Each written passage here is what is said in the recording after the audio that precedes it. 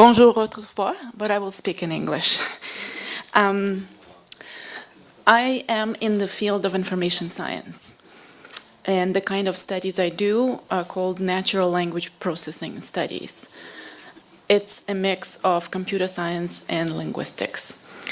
What we usually do in terms of methods is we identify a narrow concept or a narrow phenomena. We look for patterns in texts, and we write algorithms to try to identify these patterns. We need data, we need good data.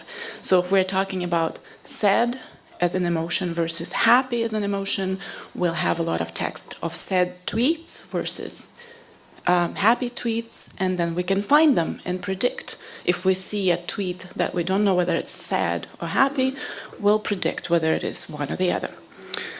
So the phenomenon I have been studying in the past 7 years is deception, mensonge, lies. And specifically since 2013 or 14, deception in news.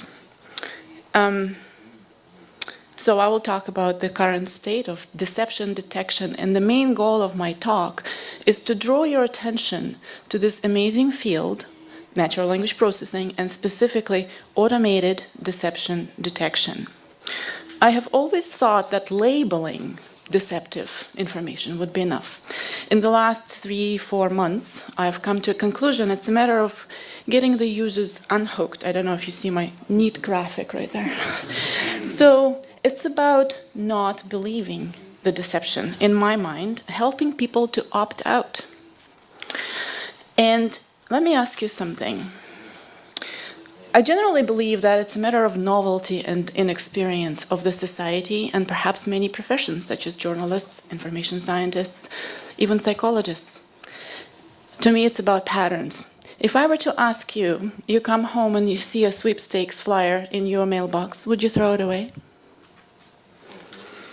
You're having a dinner and somebody calls you with a deal of your lifetime, would you hang up? If you see a Nigerian prince who've offered a dowry to your daughter, would you put it in your spam box? When it comes to news, we're at a loss sometimes. We don't know the patterns. So it's a matter of patterns that we need to reveal. And that's what I do. I try to reveal, me and my lab, students in my lab.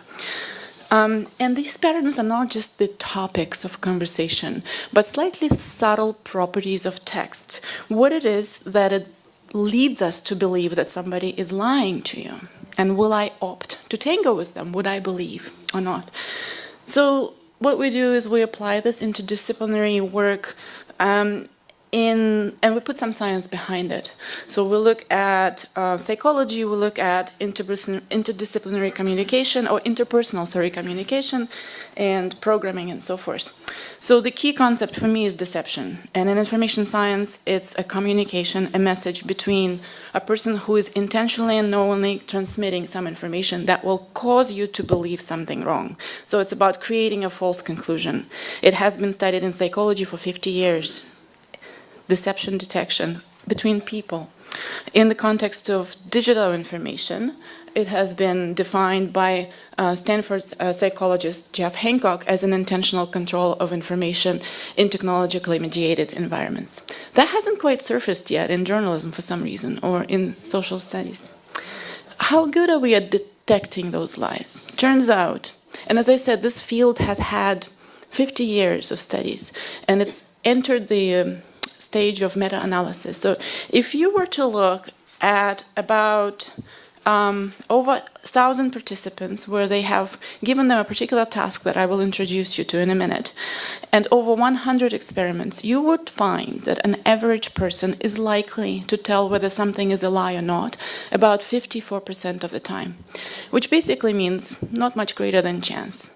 Turns out that some specialists who've had some training are not much better than an average person. Even Border Patrol officers who look so confident when you cross the border, 63% of the chance, but they've had some training, right? So we are poor lie detectors, and that's the crook of the problem. people are going to believe. Not just because they're not reading behind the headline. Even if they're told there is a potential deception, they will still not be able to tell whether it's true or not. Well, let's look at one little experiment.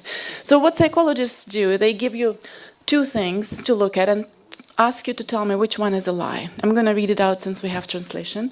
And it's up to you to decide which one is the lie. So what you're looking for is not what fits your understanding of the world, but rather a person who is telling you, and that's the same person. That was a study by Rada Mihalcea and her colleague in Italy, who has asked people to debate either pro-abortion or pro-choice, and they were given two statements. One of them is completely false. So the first one, I believe abortion is not an option. Once a life has been conceived, it's precious. No one has the right to decide to end it. Life begins at conception, because without conception there is no life. Option B, a woman has free will and free choice over what goes on her body. If the child has not been born, it is under her control. Often the circumstances an unwanted child is born into are worse than death. The mother has the responsibility to choose the best course for her child. I understand there's translation going on still. Okay, so how many people believe that A is a lie? Can you show your hands, if you could? How many people believe that B is a lie? You're just not cooperating. You have to decide one way or the other. I'm literally asking you. Would you show me a hand if you believe A is a deceptive statement? It's not a lie. Well, it's a matter of defining what a lie is. Do you believe the person that has said that is truthful in A or in B? So when are they lying in an A? Excuse me, so, okay. Yes. I'll say it's a lie because of the first. A is a lie. Yeah, Okay. because of the first Do you agree? So somebody... What you're saying about yourself. But I'm saying I believe abortion is not an option. Yes. Is a lie. So there's one person who's giving two statements. Sorry. It's a half lie. It's a half lie. Sir, can you speak? So again, so the definition of a lie, if it doesn't match if the person who is saying it doesn't match what they're saying, right? So the same person have given two statements. In one, they have absolutely truthfully said something. In the other, they have totally falsified their opinion. So it's an opinion, I understand. It's not factual, it's not verifiable, but a person can say, I'm either pro-choice or I'm pro-abortion. And the difficulty is given this task, everybody's puzzled. We don't know when they're lying and when they're not. Well, we look for patterns, and we do know when they're lying. So I'll reveal this. So it's not from my point of view. So a lie is when you are saying what doesn't match what you believe. When the reality of what you believe is different from what you've said. And that has been an accepted definition of deception. When you're convincing somebody else, you're making somebody else conclude falsely something that you do not believe. And that has been around for 50 years. And actually, I could argue it has been around since Aristotle. So this is not a new phenomenon at all. So what we look here is we look for various patterns. What it is that we could look. If we were to collect truthful statements and we were to collect deceptive statements, do we notice the difference? As a matter of fact, we do. The speech of truth tellers has some patterns that is different from the speech of liars or deceivers. So what do I see here? It might not be apparently immediate to you, but it's apparently immediate to somebody who has studied this and have written an algorithm to look and see what are the pronouns that they're using. Little prénom, moi, toi, you, I, he, she. So it turns out that in deceptive statements, there are clear markers. First of all, deceptive statement that's in black, the B, the lie, is longer than the truthful statement. Second of all, there are more references to others than to myself. If I'm saying something I do not believe, I might be distancing myself. I'll say we, the profession, we, the journalists, we, they, children, people. More abstract, more generalized terms are used. And so an example here of an unwanted child, the mother and so forth. Not I am a mother. By the way, I do not. So this is not about what I believe or what I don't believe. It's what the person has given. So the person in the truthful statement does say I quite clearly. And you can't necessarily tell for sure for every occasion, but quite often if you look over a large number of statements, you can tell the differences. So this is what I mean by patterns. So how do computers assist our poor abilities in lie detection? Well, we find these patterns, and they're usually inaccessible to us unless we statistically scan. So, for instance, deceivers use less self-references, references to I and my and ours. They give less detailed answers. On the other hand, they give more indirect statements. They show more negative emotions. There's a lot of psychology behind it of how you feel when it is that you're stating something you don't believe. They also use a lot of feeling words, sense-based words. And that's something that's been studied in the field of deception detection. So these are the kind of patterns and traces. Or if you are in economics, one word that will give you away is the word fantastic. So don't ever use that word. That was a study that was profiled in The Economist. Turns out there's over 30 linguistic features. As a matter of fact, there are so many of them, I'm not going to go into detail, that people argue which one are more prominent. And they have collected them into bigger concepts of for instance, uncertainty or affect or specificity and so forth. We have made a study in which we found 5 rhetorical features that deal with how you put together an argument. We have found that deceptive news are likely to show more conditional statements, while the truthful news are likely to show more purpose, question, and restatement. And that was done on the data, comparing black and white from Bluff the Listener, the NPR show. Wait, don't tell me. I don't know if you listen to that. It's the US show on Saturday mornings.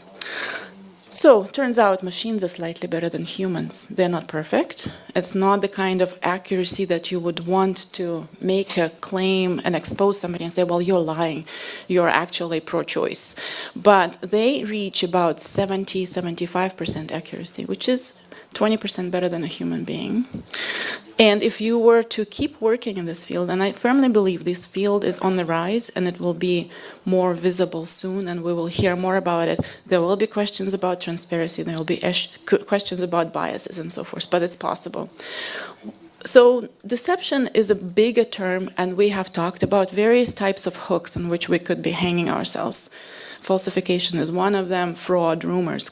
There's also clickbait, misleading satire. So each one of those phenomena may have certain features that could have patterns that you would identify. So we tried to test that hypothesis, and we found the patterns for satire. So what you see on the left is a typical manual way of checking your information, whether it's verified. It's from fact check, and it was processed by librarians to inform our children as well as regular patrons in public libraries. Well, to see if it's a joke. So we went and looked into the concept of satire, and we found that, and we actually wrote a tool that's available online. If you point your mobile phones at this QR code, you'll be able to access it, or you can just find satire detector from Western Ontario. You give it a headline, you give it a text, and we will tell you whether we predict it's a satirical piece or not. And you would say, why would you want to? Well, not everybody is as astute as journalists, right? And if people are missing cultural context, which has happened many times with the Onion articles on which this was based. We looked at Toronto Star, New York Times versus Onion and Beaverton. That was our input of black and white. We were able to tell the differences. We're still running this study. Feel free to try it. We're 86% sure we're right. We get about 8 or 9 correctly.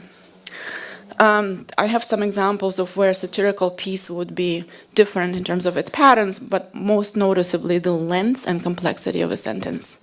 In terms of the one on the Onion has endless qualifiers, modifiers, multiple commas. The one on the right is a lot shorter, fewer commas, fewer clauses. So the point is there are multiple hooks, and there are potential solutions for patterns. And what we've been working to in the past year or two is providing a functionality that would distinguish the types of deception, the types of hook. And what we have here, I'm so glad Craig Silverman is not here at this point, because we did use his website as a bit of a test study. We looked to see how clickbaity, so that's yet another phenomenon, how clickbaity the headlines are on BuzzFeed, and we were able to find that it's heavily clickbaity, which I'm sure he would agree is the fact. So it's a matter of finding the patterns, and it's a matter of finding the right kind of patterns and revealing it to the users to help them make a decision, help them get off the hook and realize, well, it's a person that's written a flyer, it's a person that has clickbaited for me, it's a person that has been satirical. So we would be able eventually to provide these flags and alerts for the users. So to sum it up, in the effort to help users, by users, I keep saying users, newsreaders, people that interact with the mobile devices, computers, any way we get news digitally. So we're hoping to drive a few points here with our work. Types of deception, deception is very old. Not only that, it's the social fabric. If we were not to tell our secretary how great her hair looks today, the relationship would not be as good as it is. Quite often, deception is necessary, but it's not necessary in news, right? So each kind of variety of a deception in the news context may require its own tool, its own vice to pull out of that hook or to get off unhooked. And it's quite right. I'm very glad to see the emphasis on distinguishing the types of fake news. I am absolutely against that term. Absolutely, I think it models the situation. Our purpose and the purpose of automated deception detection types of technologies, the ones you'll see with alerts, is to not replace a human being. It's to assist them in decision making as a subtle flag. Perhaps it's worth verifying. We're 70% sure that this person might be lying. Would you like to go through? Otherwise, how would you ever get through your Facebook feed if you don't ever have any kind of assistance? And I have a feeling that this is going to have to go this way at some point, because just the amount of information that's coming in versus time that we have to individually investigate each individual news piece. So deception accuracy are not skyrocketing. They're in 70 percentile, 75 percentile for falsifications. For satire, they're in 90th percentile. For clickbait, we've been able to reach 93%. So we're still working on packaging it as a browser. We actually borrowed Google Chrome, and we're going to provide these functionalities to see if people like it. And I wanted to say that there are other language technologies that we take for granted, like spell checkers. Nobody doubts that spell checker is useful. In 1980s, they used to think that will wreck our students, our children in schools. They'll never spell. Perhaps they were right, actually, having two children. I have to tell you, their spelling is awful. But this is the kind of crutch that we're relying on, and we're not judging anymore. I have a feeling different kind of language technology that I'm sure you will see. If not in this version, in some other version, they will call it fake news detector. But I warn you against that overall global, there are no predictable patterns for overall. It's still in its dawn. It still has its problems, but it will likely surface soon. So if you have any further questions, we have a chapter in a social media methods book that came out recently in Sage publication that describes in a lot of detail the two types of technologies, automated deception detectors as well as rumor debunkers, which exist. If you'd like to follow through, or if you want to get in touch with me further, you can go to our website. The lab that I had is Language and Information Technology Research Lab, literal. I don't know how that translates into French. Littéral, in some sense, a pun on the words. So that's all I had to say. Hope I wasn't too much over time. Merci beaucoup. Non, ça va. Donc, on va prendre une brève période de discussion parce qu'on doit accélérer un petit peu. La présentation de M. MacArthur doit être un petit peu plus tôt que prévu, donc à 12h30 plutôt que 12h45. Alors, on va demander d'abréger un peu la discussion. J'aimerais quand même prendre l'occasion de vous relancer toutes les trois sur la question peut-être de l'évaluation de l'efficacité. Madame Rubin, vous l'avez bien montré sur le plan de l'efficacité de l'outil, mais le défi peut-être de le rendre justement de le rendre viral, si on peut dire. Également, Ms. Bradshaw and Ms. Kozak about the impact. You gave some numbers about the reach of this stopfake.org. So I'd like to know if you have any information about how how it reached the public, this effort. And well, I guess we all know have a suspicion about the efficiency of political propaganda on social media, but maybe if you could add a few words on that as well. I think the deception detection tools are largely unknown. We've written an article in 2012. There are only 4 on the market. As of 2006, there was a conference on credibility assessment as part of the natural language processing field and computational linguistics. That's another term for it. Computational linguistics, and that was held in San Diego. There were about a dozen to 15 people, so that was in June prior to election hype of fake news. There's about 12 groups that worked on deception at the time, but I'm pretty sure at this point everybody's looking for technological solutions for fake news. So I have a feeling it's going to pick up. I don't know if that's the kind of question. I have been. You haven't been approached by Google to do this for them specifically, or one thing that puzzles me: if 5 people can do this fairly easily, what is stopping Google? Was there thousands of programmers to do this with even better success rate than we do? Oui. Yeah, I think. Yeah, I'm from Germany. My name is Bernhard. I think these 3 interventions were very interesting. They focused, however, on different subjects. If I take this deception detection, what you are saying is that our legal order that we developed, let's say 300 years or longer, will break down soon. Just to bring one example, this lying, to detect lying, is something that is in Europe not interested. Everybody can lie. You are free to lie. If it comes to a criminal case and you try to use lie detectors, that is completely illegal. We think it's against human dignity.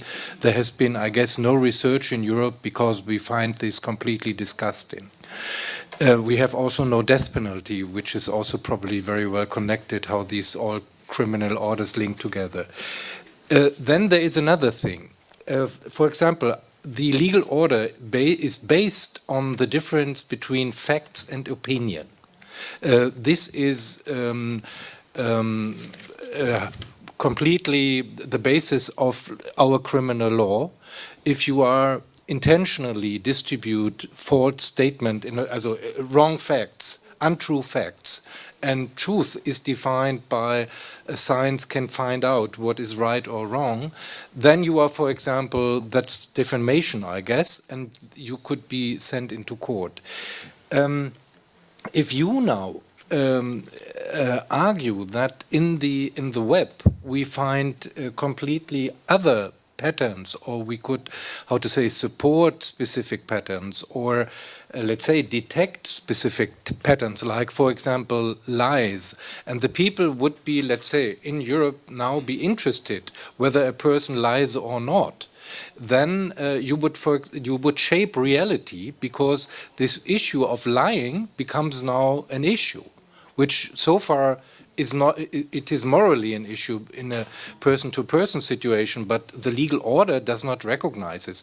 You have a right to lie. It's freedom of speech. Why not lying? We lie each day, and politician does it, business people more, and so I would like to make the point that if these technologies are distributed and conquer the web, then we are discussing about a completely different reality than we have now in the analog sphere.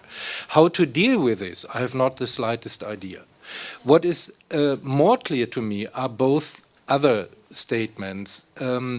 This Ukraine case study is very valuable, and we know that the Russians attacked also I think they are active in all states, in Finland, in Germany,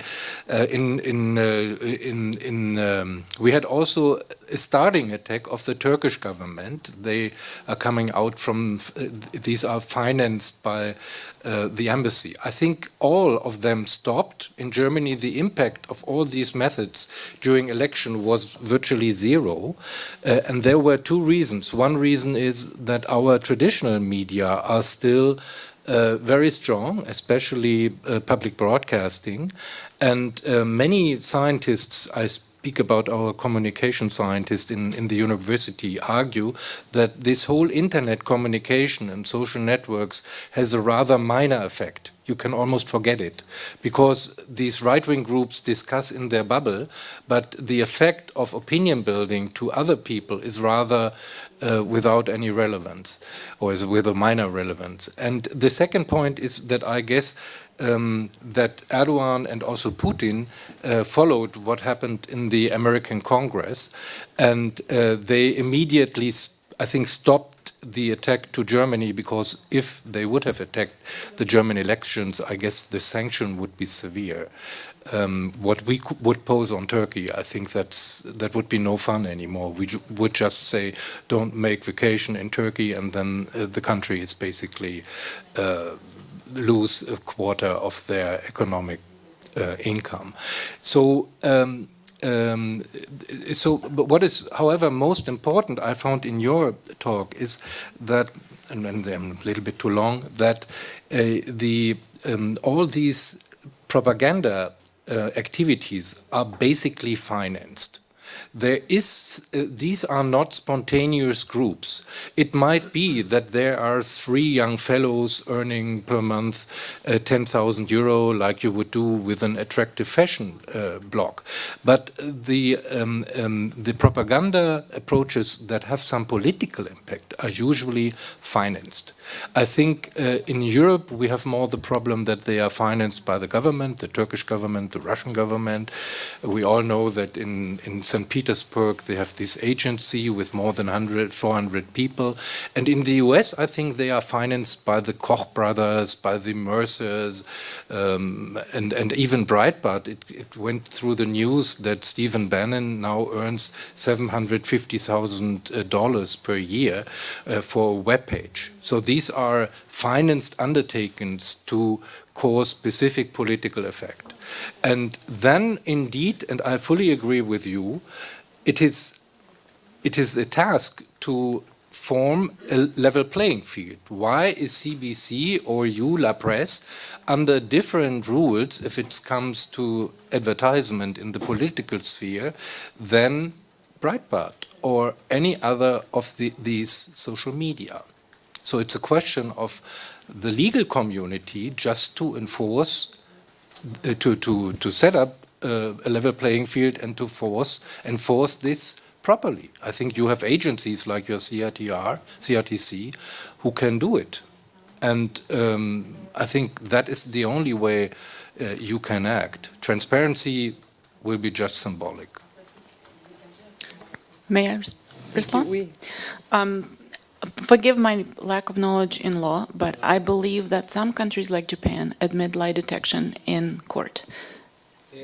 Yes, Japanese. But I'm not talking about lie detection that's based on your physiobiological. This is a very different kind of a breed of a technology, right? Because what we know is that sometimes the signs of nervousness might be misinterpreted as lies, and that's why mostly in North American as well as European courts it's not admissible, because people under a lot of stress tend to exhibit similar physiological response of perspiration. Even though in the kind of workshops I've been to, it's likely to be soon installed in airports. In addition to doing this, we're going to be talking to a computer that's going to rise up to your eye level. It's going to monitor your eyebrows, perspiration, and it's going to ask you questions and look at the pattern of what it is that you're saying. So that's one point of distinction between lie detection, even though I don't think it's quite as unacceptable. There are some places in which, yeah. So this is not about biological or physiological or even facial recognition. As a matter of fact, the more information you have visually, the less likely you are to correctly tell whether it's truth or not. There was a mega truth test in the UK in which they broadcasted, again, 2 pieces of information narrated by a famous actor, whether he liked a movie or he didn't like a movie, something insignificant. They published it in the news, they broadcasted it on the radio, and they showed his interview on the video. And they asked people to call in and tell us which one was the lie, A or B, very much like I asked you. Which one do you think was more accurate? The radio. Turns out people pay attention to wrong clues. The more visual information they have, the more it interferes with their judgment. And the point is well taken, though. I do understand that there is a difference between verifiable facts and opinions. Opinions might not matter unless you're a person of huge impact, in which case it does matter. And there is also science behind the differences of patterns people use under pressure in interrogation situation. And I think a lot of it may be transferable to the news context, where we know, in fact, most of the I think one of the studies was talking about the difference between editorials and news reports and how people expect news reports to be purely objective.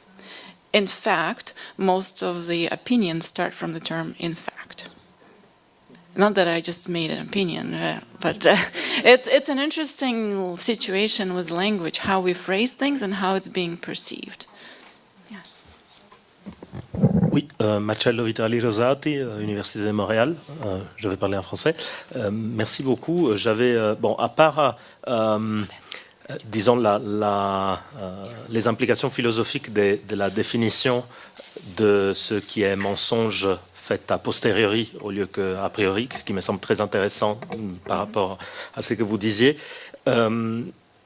Et l'intérêt d'un algorithme, justement, qui étudie la question d'un point de vue linguistique et non pas, justement, en se basant sur, par exemple, des signes physiques. Je vois là-dedans un problème lié à des possibilités de propagande. C'est qu'une fois que je connais l'algorithme, et que je connais donc les patterns, je peux m'en servir de façon très facile pour tromper l'algorithme et donc produire volontairement des informations fausses qui passent les tests de l'algorithme parce que justement leur structure se base sur l'algorithme lui-même. Je ne sais pas si vous avez, évidemment c'est les risques du jeu, mais je ne sais pas si vous avez une idée à propos de ça. I'm aware that's the risk. Patterns, as you've seen, we're talking about 27 linguistic patterns.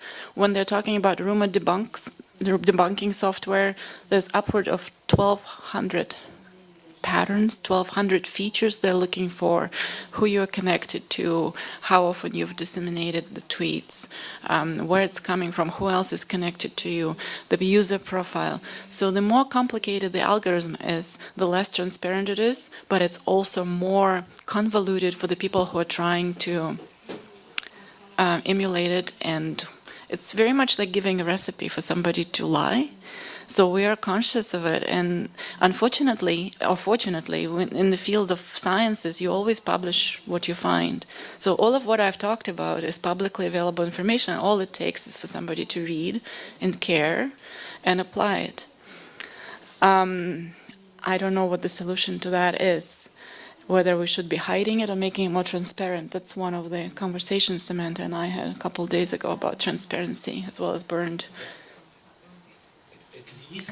You are really, I think, really that you are changing reality with these techniques, and that prerequisites of at least the legal order, and legal order means it's a behavior that is in place for hundreds and years, and society gave itself specific rules.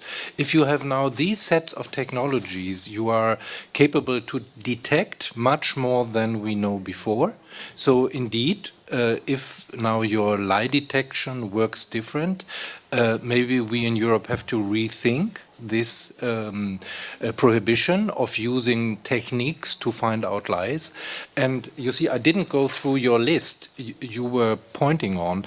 It seems to me, I got this impression a couple of months before, that this combination of computer and linguistics allows you to analyze behavior of mankind deeper than before. And if you reconstruct it, you can also manipulate this much better than before. As you were saying, you are just using the right words. Maybe you get more clicks, and then it's a good business model. And and you can probably increase political messaging in a sense that the people start to believe this deeper than before. It's not just advertising in general that you can concentrate it. Maybe you can even make it much more efficient by using words. And then the whole thing, what would be needed is a discourse in society. Thank you. I don't want to hijack the conversation. I'm sure there are other questions. I just want to point out that accuracy in 70% is not a cause for legal changes in the world at this point.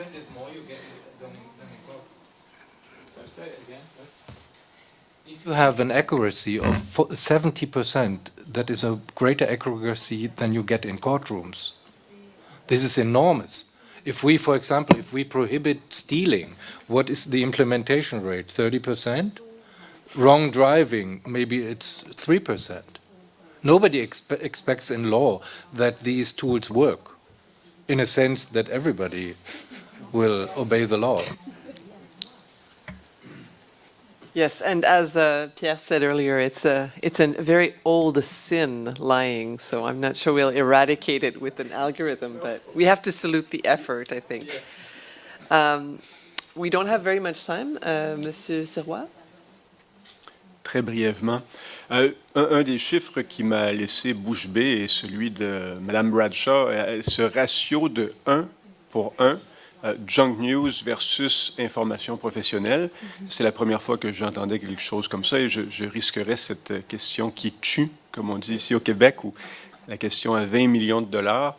Est-ce qu'on est en train d'arriver à mesurer l'impact sur le résultat de la course à la Maison-Blanche? Et je me permets un commentaire.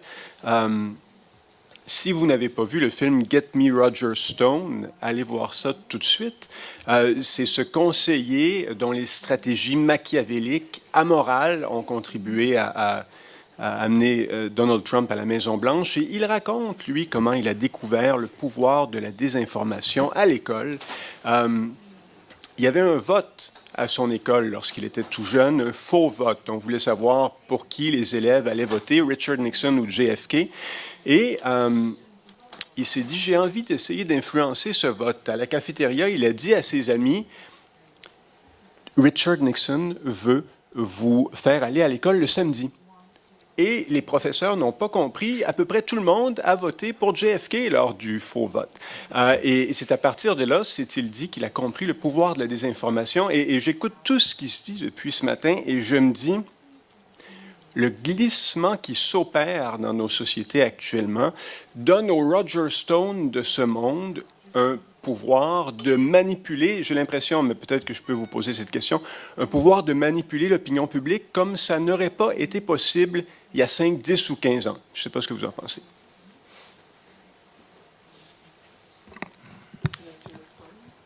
Yeah, I'll respond quickly to that. We like to call it manufacturing consensus. It is hard, though, for us and to take our data and to say, yes, what people are reading and what they're consuming on social media affects their beliefs and then ultimately their behaviors in the real world, because there's so many different factors that go into that opinion formation process that then translates into real behavior. But, you know, we have evidence that, you know, social media was highly polluted with junk news and conspiracy information and stuff that voters did not need to be reading leading up to the election. And it's only getting worse. And just to tie this back to your presentation, we're seeing now innovations in video editing and voice software programs. So there's this it's part of the new Adobe package, and you can take someone's speech and you can add words into the speech, you can remove words, things that they've never even said, and it sounds exactly like them. Combine that with the new neural network software that allows you to I could be sitting here and I'll move and then I can get an image of like George Bush or another politician, Hillary Clinton, and they'll move exactly as I'm moving. Like our ability to create fake and deceptive information is just growing exponentially, and we're still thinking about text, but social media, the future is in video and voice, so big challenges ahead.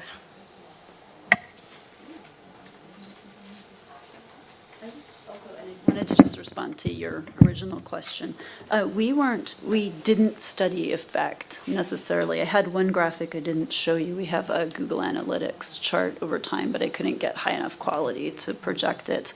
And what we do know, especially for foreign readers of Stop Fake, was that whenever the US media would cover what was going on in Ukraine, Stop Fake visits would peak and then they'd fall. So they had very uneven, just even readership in the United States and Canada. And then this has basically tapered.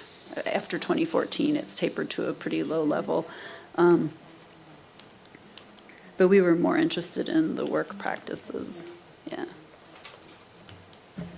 On peut peut-être prendre une dernière intervention, oui.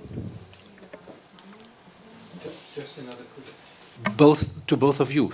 Do you have any idea why this attack in the States was so strong? Especially if you compare this now to Germany and I guess also to France, it was much, much weaker. It seems to be it was weaker from the amount of messages sent, and it was definitely weaker in the impact, because that would be, I think, the most important thing. And my hypothesis is that our public broadcasters take really a huge point in this, because you see, probably these Bankler bubble pictures, they are wonderful. And you saw the US here with New York Times and Hillary's media ecosystem. Here you saw Breitbart and Trump's media system. And in Germany, you saw just our bubble was in the middle, a huge bubble.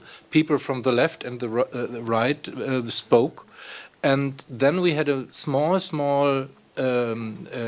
bubble where all these fascists who are now in parliament are ensembled, and that is a very different picture. And maybe the major mistake of the United States was to abolish fairness rules, to kill public broadcasting system, to basically to let the newspapers getting bankrupt, not paying any subvention from the state when they saw that public debate falls apart. So I personally think that this is probably a sign of a declining of democracy. I'll just quickly say one of the things I think that we see, and then I'll defer to you two over here, is I think we really see in the U.S., I've lived there 16 years now, and one of the things that I've definitely seen over time is the decline in the belief of experts. Like even we see it today in college classrooms where some 18-year-old will challenge me like on the First Amendment, right? Congress shall make no law about the freedom of press. And I say this, and one of them says, but wait. And it's like, ugh, so, and this is partly a function of gender for me as well, but they're so, they don't trust experts. And I think this is the basis of where so much of this has its entrance. And I'll let David continue. Mais je pense que ce qui explique le résultat de l'élection présidentielle aux États-Unis, c'est le fait que Trump a été entouré par des gens comme Roger Stone et d'autres, Manafort et Flynn, qui avaient d'assez forts liens avec la Russie. Si le Parti républicain avait nommé un autre candidat, je pense que le résultat aurait été différent. Mais on n'a pas la preuve, mais il y a des indices et davantage d'indices chaque semaine qu'il y avait collaboration entre la campagne de Trump et la Russie. Je pense on va devoir terminer. Nous allons pouvoir les... You see, if you look at the German election, this is not what we learned from. The social media impact of the Russian mobilization was not very huge, because what our studies say is that traditional broadcasting matters. And although we have 15% in